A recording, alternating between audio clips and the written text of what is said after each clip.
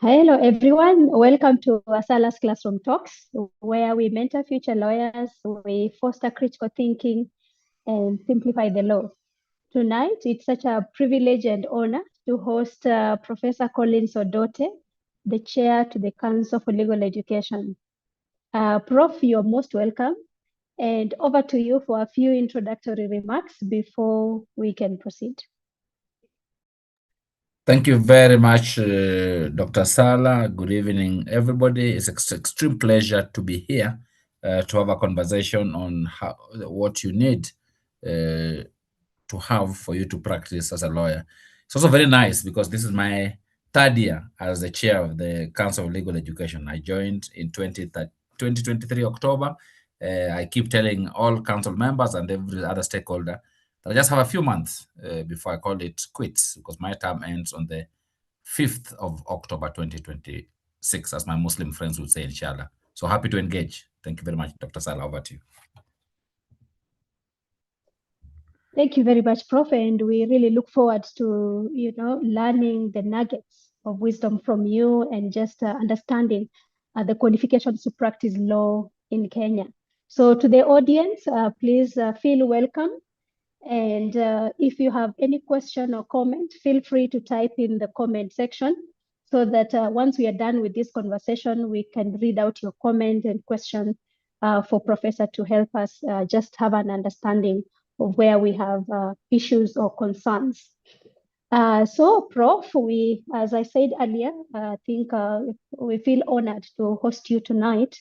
And by way of starting us off, when we talk of the Council for Legal Education regulating the legal profession, what exactly are we referring to, Prof? What entails the regulation of the legal profession?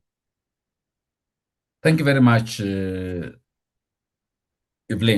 The Council of Legal Education, as all of us may know, is established by an act of parliament, the Legal Education Act, and given several responsibilities.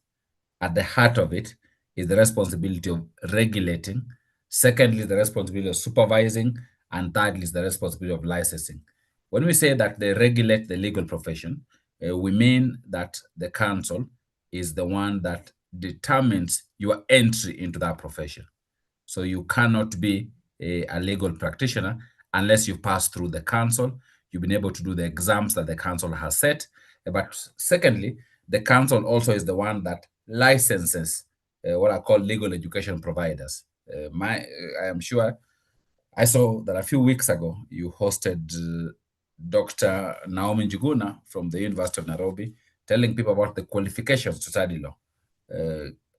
Those qualifications, amongst other things, require that you can only be able to study law in an entity that has been licensed by the Council of Legal Education. So the Council of Legal Education inspects to be able to ensure that the entity that wants to provide law has requisite staff, has requisite facilities, has requisite books, and has requisite infrastructure. Just early today, members of the Secretariat were in one of those institutions that have been licensed to check, because every 5 years, you have a license for 5 years. So every 5 years, council comes back to check whether you are still fit to be able to continue offering law, so that we can ensure that you are fit for purpose and that the curriculum that you're offering is periodically refreshed to be able to align with what is happening. So when we say that they regulate the legal profession, we talk about those two functions: the functions of ensuring that they license and inspect the offering of law, but also the function of ensuring that they also inspect the entity that provides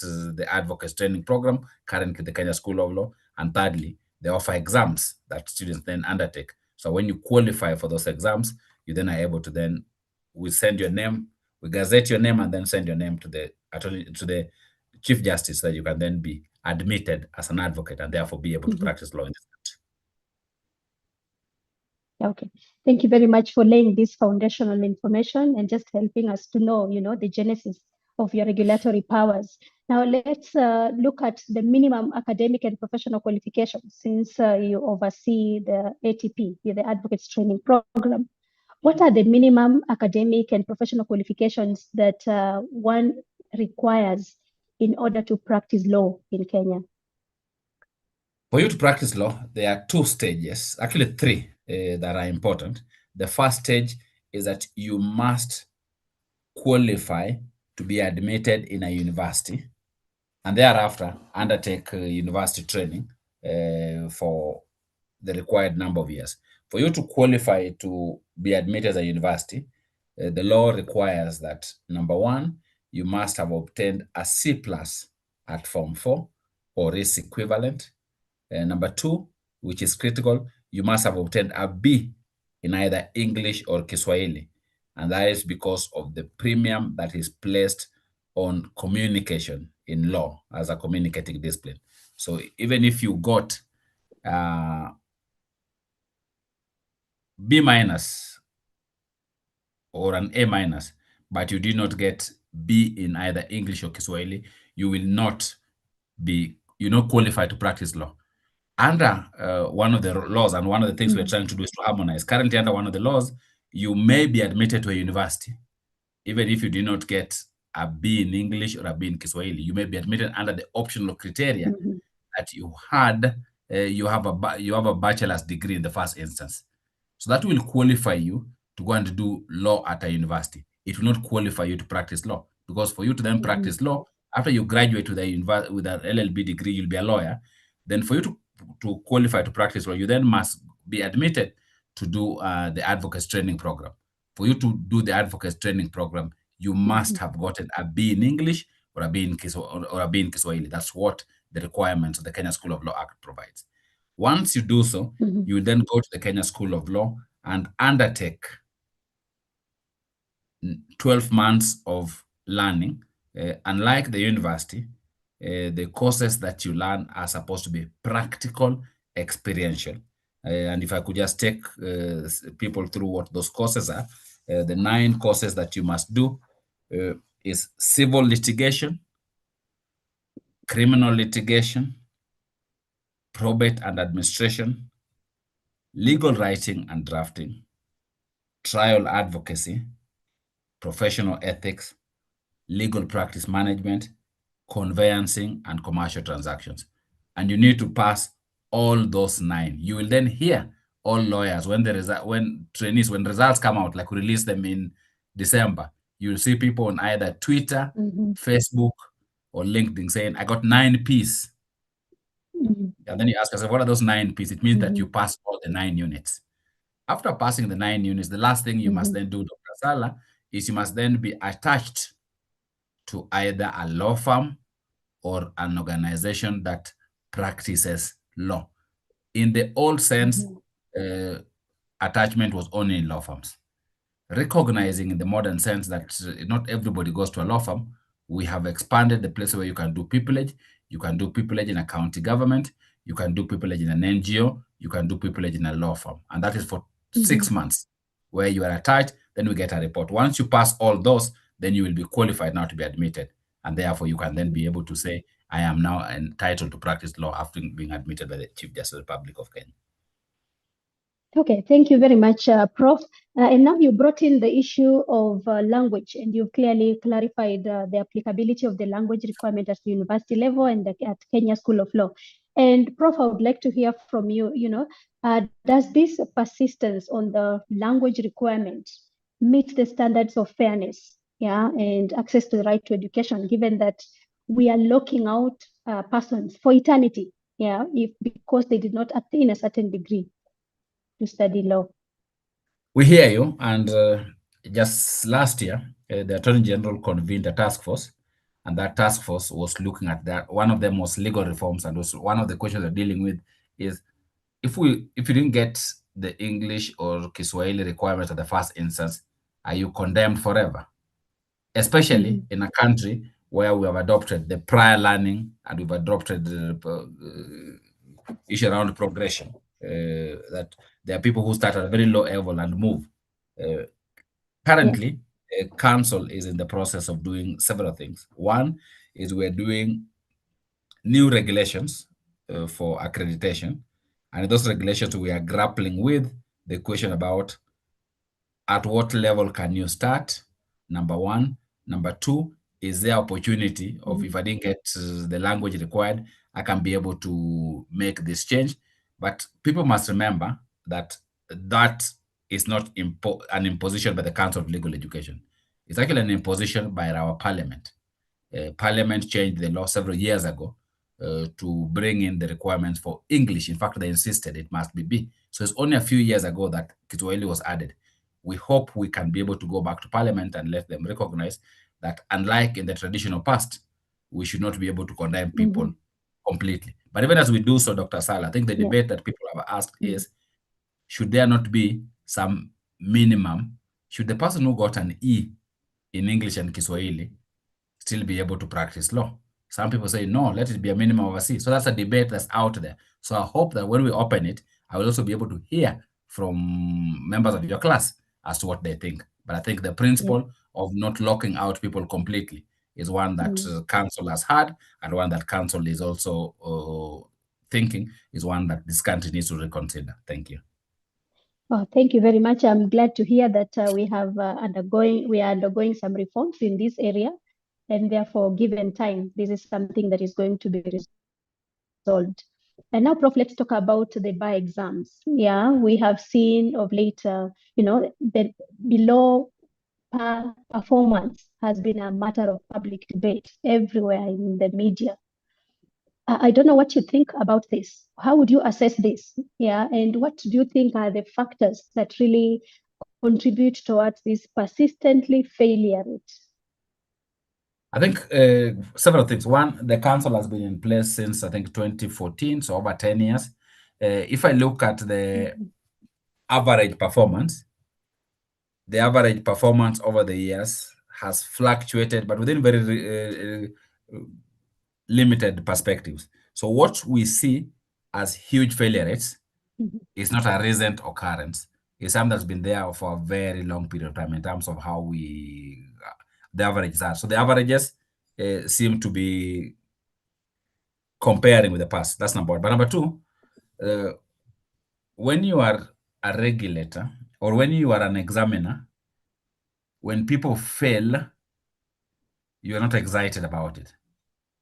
Because contrary to the perception that CLE is a gatekeeper stopping people from getting into the place, we are not. We actually are happy for people to pass in and then go into the market. But what is interesting is that at the one instance, we get accused of too many people failing. On the other, we get accused of licensing too many law schools, that the market is flooded. So human beings will always complain one way or the other. I can tell you from where I sit, we get concerned when people do not do well. When I came in as a chair of the Council of Legal Education, one of the things that I did in the first month was to establish an examinations reform committee of council, which has done several things, including looking at places where people have not been doing well in the past. Traditionally, commercial transactions and conveyancing were not one of those subjects that were done well. Over the last 3 exams, unfortunately, we've moved from those 2, we moved to professional ethics. And as a council and as chair, I'm extremely concerned about why we perennially are not doing well in professional ethics. We've actually directed the secretariat to engage and find out what is the root of the problem. Just 2 days from now, they're having a meeting with the Kenya School of Law and examiners to find out where the issues are. I don't think members even know. It is not us as council who set the exam. We hire independent professionals like yourself to come and set the exam. We then hire other independent professionals to come and mark. So when those results are released, they are results from practitioners saying, this is what we think. Professional ethics completely worries us, even for a different reason, that the people we release into the market should not just be bright practitioners. They should also have certain moral standards. So when they do not have those moral standards, as evidenced by the results that they get, yes, they do not pass, but we worry about the moral standards in the profession, what we can do about it.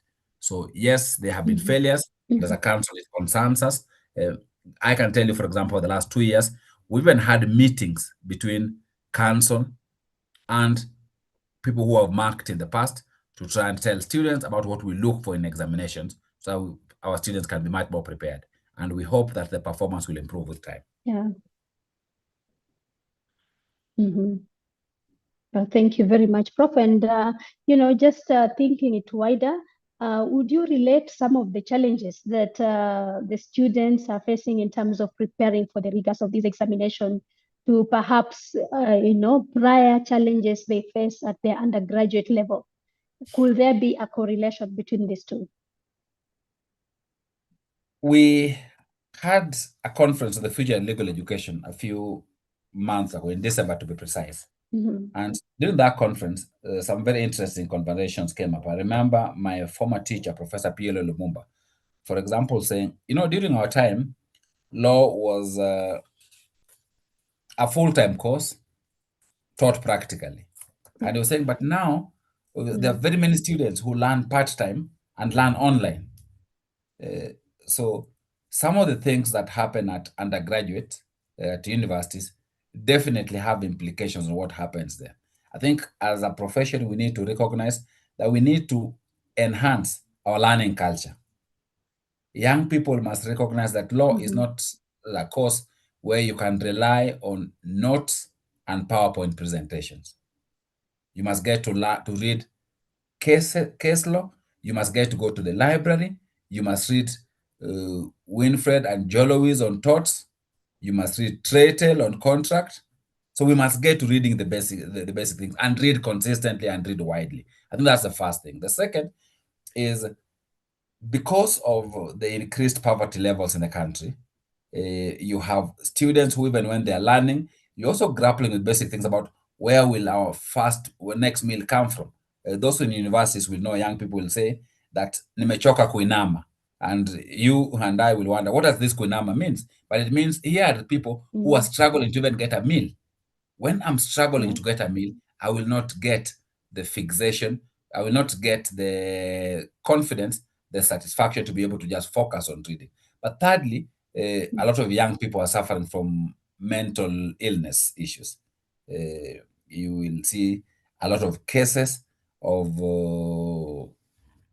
suicide in our learning institutions. You also see a lot of cases of drug abuse. So all this also has implications on the quality of legal education, and definitely, therefore, also has implications on the performance of students. I think a last one, we can just blame the students, all, but also faculty, because of the reduced funding to universities.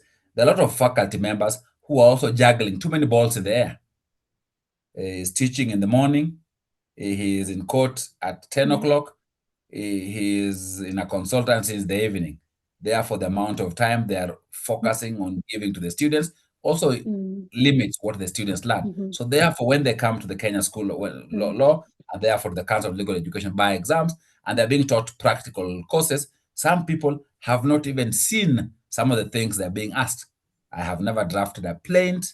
I have never seen a will.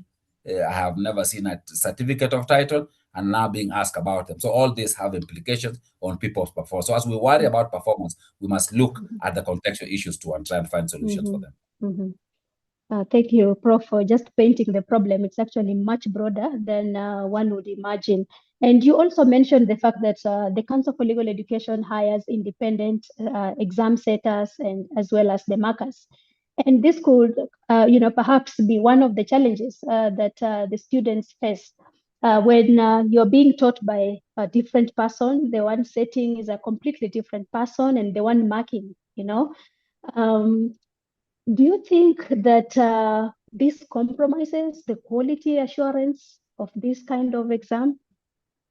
It shouldn't, because in our high school, if you did high school here in Kenya, but even if you did it abroad, whether you did high school here or IGCSE, the examiner is never the setter. Yeah. It is only at the university level where the examiner is the setter. In everywhere else, the examiner and the setter are different. And this is to ensure that we have a levels Mm-hmm. of objectivity, especially when we're now discussing about Mm-hmm. this liberalizing the advocacy training program. We have a court judgment that has directed us to liberalize the advocacy training program. So if we did not have an independent examiner, you would have a situation where I only Mm-hmm. teach, there are many instances where people only teach you the exam. A lecturer has not come for 12 weeks, then he says, don't worry, that one Yeah. is not coming. So I think the bigger problem which we are trying to deal Mm-hmm. with is two things. Number one Even Mm-hmm. when you have different setters and examiners, what Yeah. is being set must be objective. And that Mm-hmm. requires that there is a well laid down curriculum. We are having Mm-hmm. conversation about developing a robust curriculum so that both the teacher, the student, and the examiner can know not just the course outline, but here is the curriculum of what this course entails. Mm-hmm. Here are the learning outcomes. Here's what is expected to be set at the end of the day. So that's the first thing that Yeah. we are doing. The second thing that we have started doing when I took over is we have trainings every year for those that Mm-hmm. go through go through the examination, our setters and markers, so that we train them on how to what we expect and what is required out of them. In fact, at our last council meeting, just a few weeks ago, on the 14th of January, we passed a Mm-hmm. training curriculum for our setters and moderators to essentially improve on the quality of what they deliver for the students Mm-hmm. and for the country. Mm-hmm. Okay.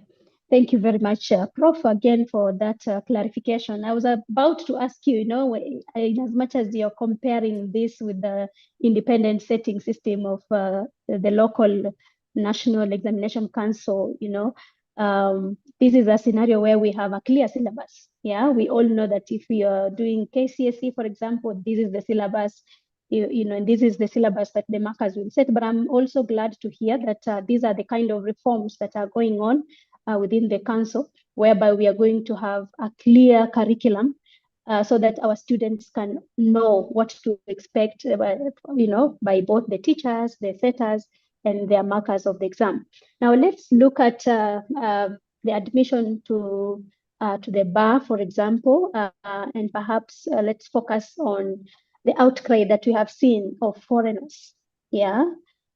What is the admission criteria of foreigners? Is it the same as that of national students? No, it isn't. There are three Mhm. stages in the admission criteria, or three things that we need to remember in admission criteria. Number one, for you to be admitted as an advocate in this country, you must have passed the ATP program and passed the 9Ps. The evidence for that is that you then get gazetted by the Council of Legal Education. So the outcry you've seen is for people who have met stage one, those that have met the academic qualifications. There are times in the Mhm. past that council, and I think wrongly, tried to stop people from being gazetted while they had met the academic qualifications. The responsibility of council is not to determine whether you meet all the qualifications, only to determine whether you meet the academic qualifications. Having met Mhm. the academic qualifications, you then must meet the citizenship qualifications. And the law has three steps of citizenship qualifications. Number one is a citizen of the Republic of Kenya. All citizens of the Republic of Kenya then get admitted automatically. Number two are people who have done who are citizens of the East African Community States. Mhm. And number three are citizens from the Commonwealth. But even for these other community states, the Court of Appeal gave a judgment a few years ago that actually declared those provisions unconstitutional. So therefore, if you see a foreigner who has been gazetted, you should then ask, will they be admitted when they petition the Chief Justice? And when they Mhm. petition the Chief Justice, if they do not have the citizenship requirements, they should not be admitted because they then don't meet the full criteria under the Advocates Act.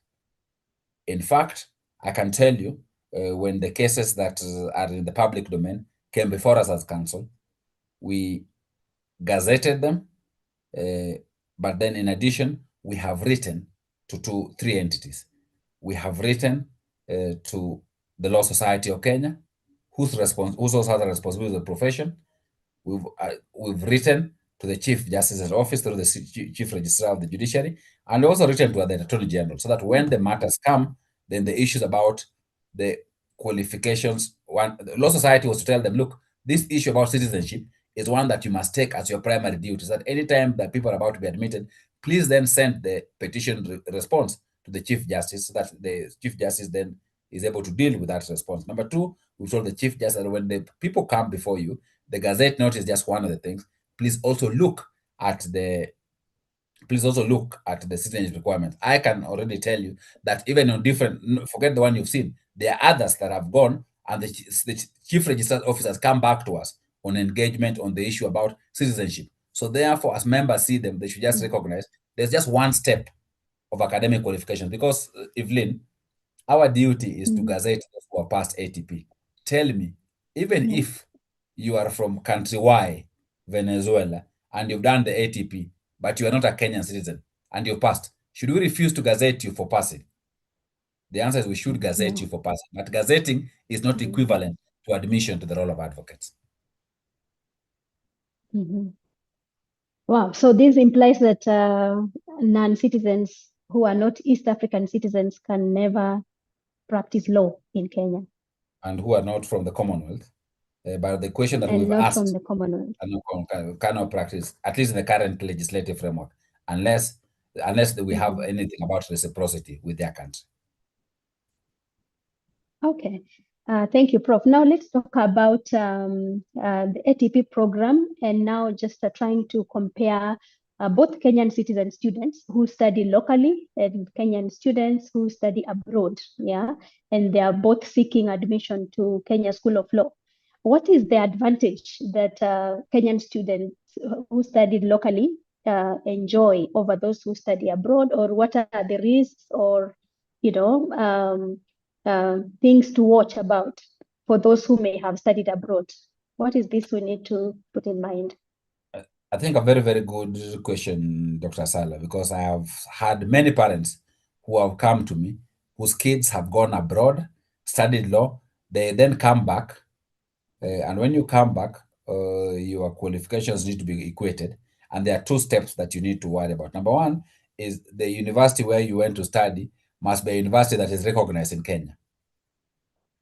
So you may, and you've seen this in the context of our politics, where some politicians have gotten degrees, but for them, universities are not recognized. So the first thing is you must be sure the university is recognized. That's number one. But number two, that the qualifications that you have must be qualifications that then meet the ones that are in the law. So there, for example, if you do IGCSE, you can go to university only after Form 5, before going to A levels. If you do not do A levels under the current arrangement, you eventually will come back and you will be told, sorry, you did not finish your secondary education.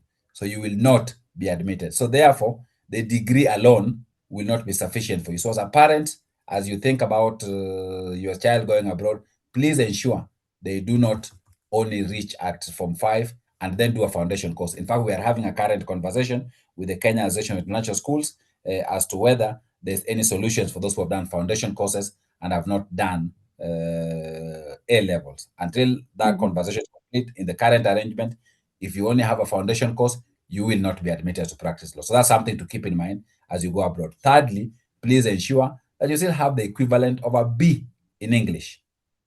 Because without that B in English, even if you've studied abroad, even if you've been admitted abroad, you will still be told, sorry, for the Kenyan market, you have not met the qualification required for you to go to the Kenyan School of Law. So those are the things that parents need to keep in mind. I think the other thing, which is not legal, that I think is important to also remember, law is a contextual discipline. The Constitution of the Republic of Kenya is different from the Constitution of the Republic of Tanzania. The Penal Code, while the penal crimes may be similar, the Penal Code of Kenya is different. Case law for Kenya is different. So therefore, as you determine whether to study abroad or in Kenya, just recognize if you want to practice in Kenya, then you must go to the extra step of also learning the Kenyan legal system, the Kenyan jurisprudence, and the Kenyan procedures. Okay. Thank you for clarifying that. I know quite a number of students have questions, especially those who do the foreign syllabus and would still love to practice law in Kenya. And now the other question that closely relates to this, for instance, you see a scenario where students study in a recognized university, for instance, but the kind of subjects, as you say, there are those contextual subjects that are relevant in one jurisdiction and not applicable in the other. What kind of advice would you give them. Yeah, supposing you still want your daughter or your son to study abroad, but again, it's clear that certain subjects do not fit in the Kenyan context.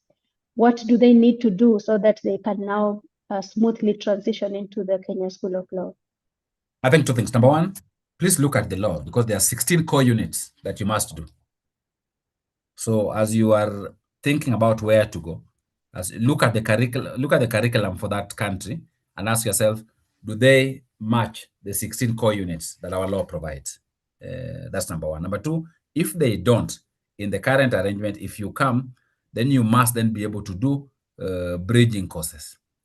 You must then be able to do, and the only place that currently offers those courses is at Riara University. Council has an arrangement with Riara University where those courses are offered. So you then have to go to Riara University and do those courses. So anytime you come, go to the Council of Legal Education, tell them, here is my degree, here are the courses that I studied in this country. Then they'll be able to equate and ask themselves, did you do the 16 core units? If you did not do those 16 core units, they'll tell you, yes, your degree is from a recognized university, but we see you haven't done course X, course Y, and course Z.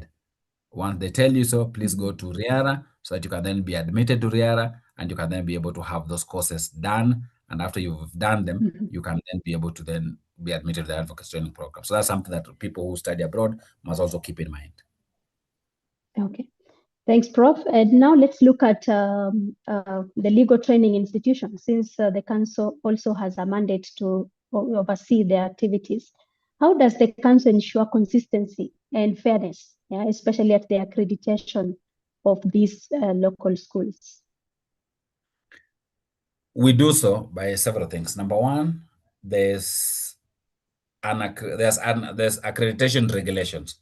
Those accreditation regulations elaborate on what is required, the minimum class sizes, the number of students that you can be able to admit, the student to lecturer ratio, the publications that you require to have in your library, the amount of resources that must be able to be put, and who must be the course leader for your course. So the process of applying is such that you apply, indicate to council whether you meet all those requirements. Once you do, we will verify the documents. If the documents on face value show a levels of compliance, then the council secretariat will carry out an initial assessment, file a report. That report will go to the council committee in charge of quality, compliance, and licensing, others called the QCL committee. That committee will then be able to visit the institution.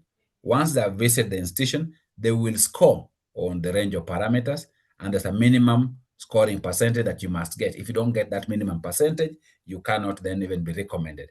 If they then think that you've met that minimum requirement, it will then be submitted to us as council. Amongst other things, as part of the process, we get independent people to look at your curriculum so that they can be able to assess also the content of that curriculum and file a report.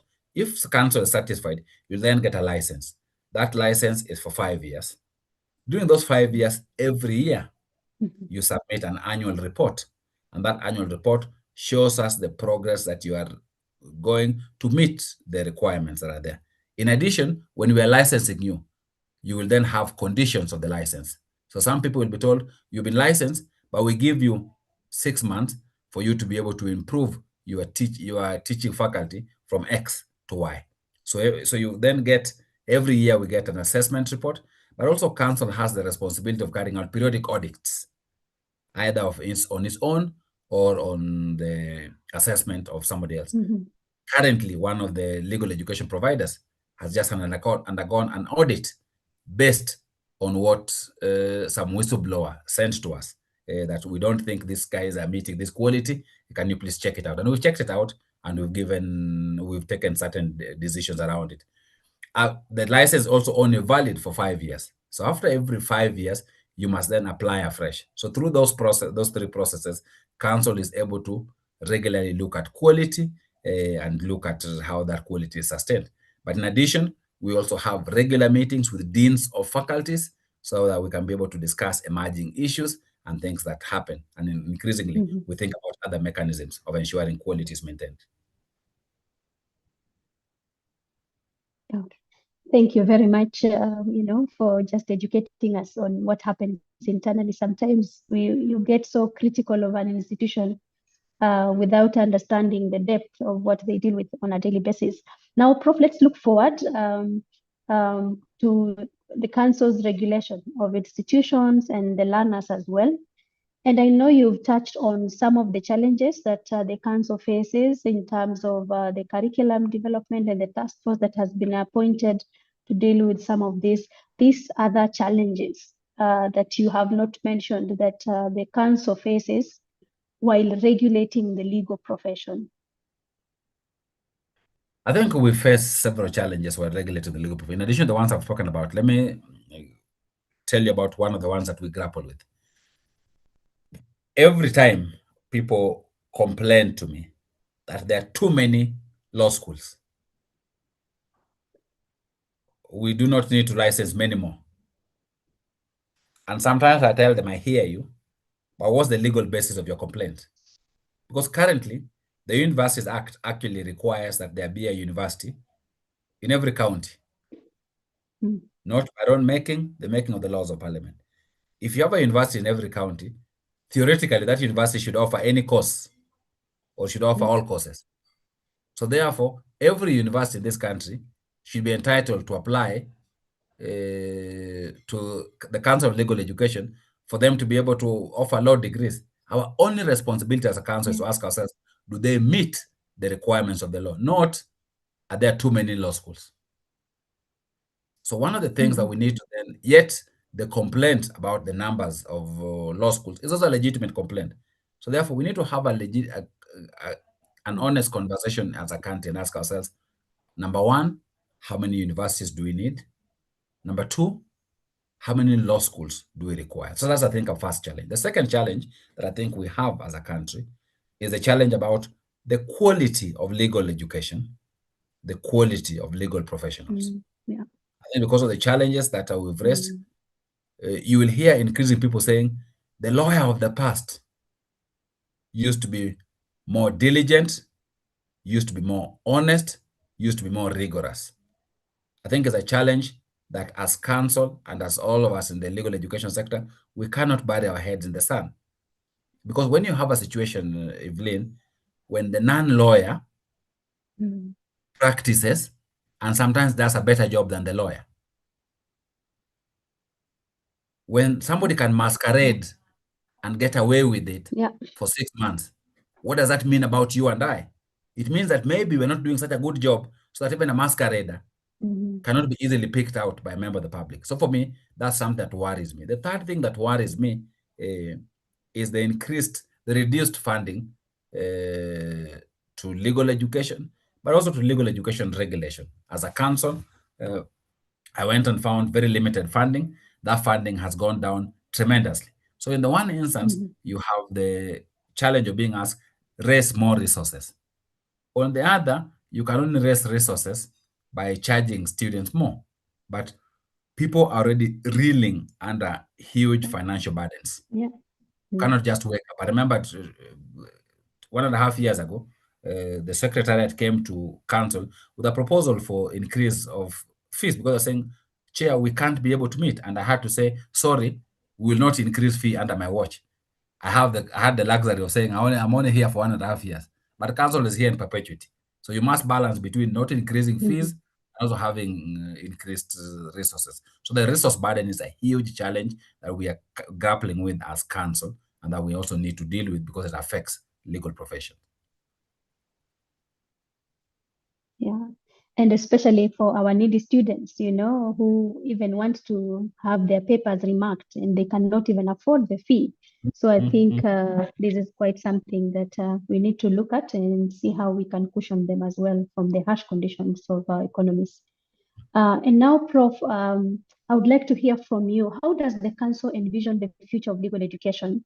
Especially given that we have emerging technologies day in, day out. What has the council thought of to be the future of the That you legal asked that question. education? I'm proud of many things in my tenure at the council, and one of those is Mhm. the conference that we held last year in December, the conference, The Future of Legal Education, a conference that last happened in this country just when we attained independence 60 years ago. Yeah. That's the last time we had a conference on the future of legal education in Africa. So during that conversation, we actually discussed about, so what is the future of legal education? And I will tell Mhm. you several things. Number one, I believe that the future lawyer must be one that is tech savvy. So if we must do anything about changing the foundational courses, in my world, one of the courses that must be mandatory for every lawyer is technology and the law, the place of technology, the place of Mhm. AI, because you Yeah. cannot run away from technology. But technology cannot Mhm. replace the brain. So I think how we regulate technology, how we use it ethically, how we use it appropriately to support legal practice and legal education is, for me, it's a fundamental thing about the future. That's the first thing. The second thing Mhm. is, I think the future of law is multidisciplinarity. You cannot afford into the future to be siloed as lawyers. I think the interface between law and other professions is becoming much more closer. Yeah. That's why you Mm. see your traditional medicine person who has Yeah. done medicine is coming to do law. Your traditional engineer is coming to do law, and they're becoming better at practice. So it therefore means that even for us, as we design our curriculum must be multidisciplinary.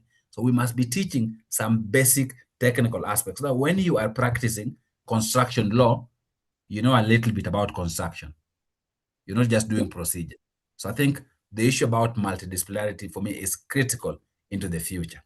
I think Mhm. thirdly, we then need to also ask ourselves the place of uh, practicals in law. I think we must Mhm. reduce, not eliminate, we must reduce theory only and infuse practice too into legal education much more. But as we do so, we must also rethink the nature of practice. I think something I said at the start. I think into the future, practice is not confined to the Supreme Court. Practice is not confined to the Court of Appeal. Practice is not confined to the High Yeah. Court. Practice also include practicing international organizations, international Mhm. tribunals, practicing in academy, practicing in NGOs, practicing in Mhm. governments and county governments. So therefore, thinking through that must change. For example, let me give you an example. We currently do something called conveyancing and commercial transactions. But our conveyancing just assume we convey land. Yet there's many more things that we convey. We Yeah. convey IP, Yeah. Mm. we convey data. Mm. When we come to commercial transactions, Yeah. we assume it is private commercial transactions. But public commercial transaction by government is a huge practice area. So those are the kind of things that we must be able to rethink in terms of having a legal education that is much more attuned Mm. to the dictates of the future that this country requires. And it's something that Mhm. for me I'm passionate about. Okay. Thank you very much, Prof. And now, as we draw close to the end of this conversation, what assurance would you like to give to our young advocates, yeah, both Kenyan and foreigners, that the path in Kenya towards practicing law is fair, it's transparent, and it's genuine?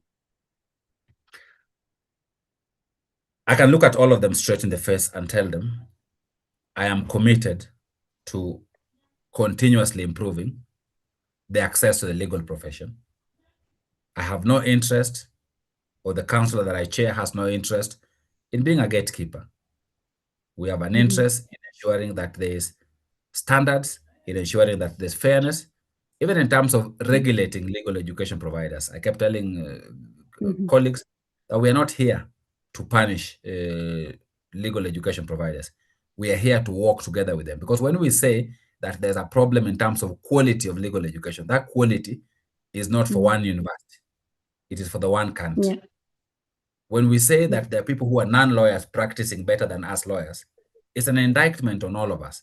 But the good news is that when we compare ourselves with our colleagues in the region, we are still doing extremely well. Our legal profession is extremely competitive. So therefore, for me, you have Yeah. an interest in continuously improving the legal profession, not burying our hands in the sand and saying there's no problem, but Mhm. looking at the problems in the face and fixing them. And Yeah. therefore, I invite a lot of conversations. The Mhm. young people, you know, for example, last year, when there was a small mishap with exams, there was a whole conversation about Occupy CLE. I spent 4 hours speaking to the young people myself. I am not an executive chair, but as a responsible parent, as a responsible educator, as a responsible chair, I had conversation with them. So young people should recognize that even Mhm. in December when they failed, for some of them did, they called me and I told them, you know, failing is not the Mhm. end of life. There's still a second and a third chance to Mhm. do. So young people must recognize that the legal profession is still a profitable profession, is still a noble profession, and it's still a valued profession. That is why there are many people applying to do law, there are many people applying to teach law, and there are many people being admitted every year to do law and doing an excellent job about it. Mhm. Thank you very much. And this brings us to the end of our conversation. We now turn to the question and comment section. And our first comment is from Eric Kibogo. Good seeing you, Professor Odote. We have then a question from Sam Bora. Prof. Odote, what does CLE do when after remarking a student passes a failed unit? Maybe I can read two, then you take them together. Then Sheila is asking, why is the UN left out when CLE publishes the institutions accredited to offer postgraduate studies in law? I can answer both. On the second one, why is UN Mhm. left out when CLE publishes? Please ask UN why they're Yeah. left out. We publish the names of those who have applied and who have been licensed. So if we have not licensed UN, we cannot include their name, even if the chair comes from that institution. The laws apply equally to everybody. So that's why they're left out, because they haven't been licensed to offer postgraduate studies. Mhm. Number two, Mbora asked, what do you do after somebody passes, yet they failed? I see where that question is going. The reason why a remark is done Mhm. is because somebody may have made an error in the first instance. So when you apply for a remark and you pass, we are happy to gazette you for having passed.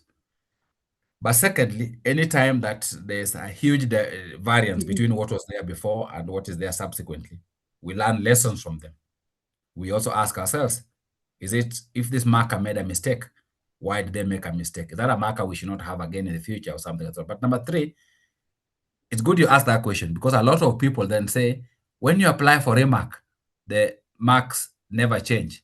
CLE just collects money. They don't want to change marks. Actually, the marks rarely change because the process of marking is extremely rigorous. We ask the people who set the exam to develop a marking scheme. The guys who come to mark the exam also develop another marking scheme. Then we harmonize the two marking schemes before we start marking. When they start the process of marking, they actually mark dummies first. So we know how that they know how to mark. Number four, we actually have what is called a conveyor belt marking system, where one exam is never marked by one examiner. If there are 5 questions, you'll have 5 examiners marking so that there can be no collusion around it. So therefore, by the time we release results, I was telling some students who called me in December that yes, people did not perform well in professional ethics. I am unhappy about it, but I'm Yeah. confident on the integrity of those results, that those results are credible and objective. And that is normally borne out by the fact that the numbers of remarks that change are very few. Not because we don't want to change them, but because it means that we did a good job in the first instance. But when they actually change and they Mhm. legitimately, we publish the results of those have changed. For example, the remark period, I think, ends to the application for remark ends today. We have commitment from me that in the next 2 to 3 weeks, we'll have finished the remark. And for those whose marks have changed, we'll definitely publish that your marks have changed. Mhm. Okay, then there's another question from Nayok John Topoika. Is Mount Kenya University's law curriculum more focused on Kenya School of Law related examinations than that of the University of Nairobi, which is known for its historical dominance in legal training?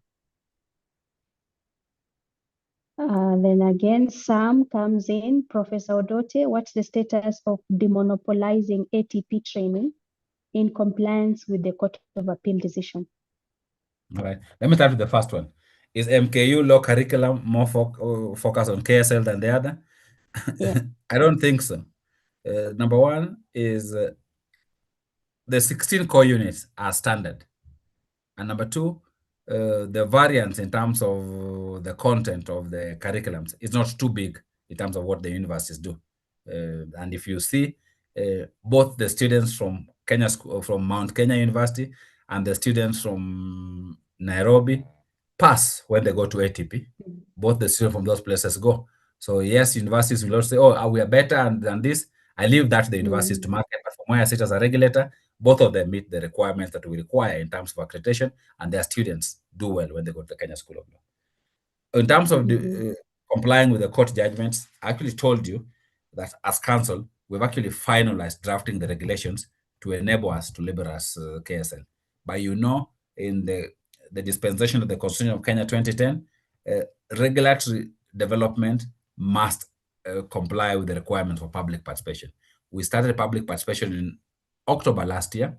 We are at the tail end of having finishing the conversation with the critical stakeholders. We actually have a meeting Yeah. with the Justice and Legal Affairs Committee scheduled for next month. Once we finish those, we had a meeting with Kenya School of Law. We've had a meeting with the Law Society of Kenya. We've had a meeting with private and public university deans. Once we finish that, we then have public consultation with all members of the public so they can be able to give us feedback.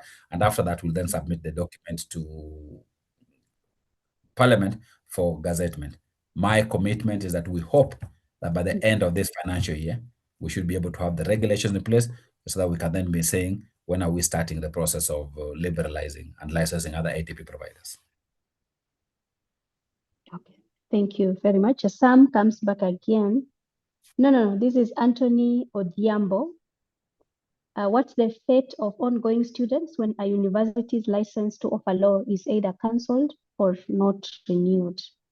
Then Jafet Alande, what's the current status of the new rules to harmonize the qualifications by KSL and CLE? All right, let's start with the first one, Odhiambo. Students do not get punished when a license is cancelled or not renewed. Yeah. When we do not renew a license, there will be two options. Option one is to teach out. So you will be told as a university, do not admit new students, but teach out those that you have. Option two will be the option of transferring those students to another university. And when we do, Mhm. you start from where you stopped. So if you're in second year, you'll then move to third year. So you don't lose what you've got. So no student should ever worry at all. In fact, as we're Yeah. redoing the regulation, the draft that I have seen as chair, actually even tightens Mhm. that process of how we deal with the students, including the sufficient notice for that process then to be dealt with. So we are even making this case that if we don't want a situation where a license expires before it is renewed. We want that the renewal process comes much early so that you know in advance it's going to be licensed or not. And if it isn't, then the arrangement is made. So that's what's happening. The second one was by Herman. Herman was asking us the question about the harmonization. As I told you, in the current arrangement, the KSL provisions and the CLE provisions on admission to ATP Mhm. are not in sync, and that is a mistake of the law. We have presented the proposals to the Attorney General. It's just waiting for the regulations that we're preparing, and the idea is to ensure that the admission criteria into the ATP is not in the Kenya School of Law Act. It is in the Legal Education Act because it is CLE that Mhm. then is in charge of the ATP exam. So that's the proposal, and that's what we're Mhm. hoping to happen in the near future. Thank you very much, Prof. And that brings us to the end of our discussion today. And we are most grateful to your, immense wisdom and experience in this sector, and just helping us to, iron out all the concerns and questions that we had for tonight. So it's a big thank you to you, Prof. And unless you have any concluding remarks for the audience. Now, just to thank you, Dr. Sala, for giving us the opportunity as CLE to be able to have this conversation, and thank you, the audience, for both listening and for engaging. And we wish everybody the very best of luck. Please help us as we imagine and Yeah. move towards the future of legal education that is much more adaptive and it's much more transformative, and that helps us to meet the vision of CLE, which is innovative legal professionals transforming society. Thank you very much and have a good evening. Thank you, everyone, and you're most welcome. Please remember to subscribe so that we can notify you of our future engagements. Thank you and good night.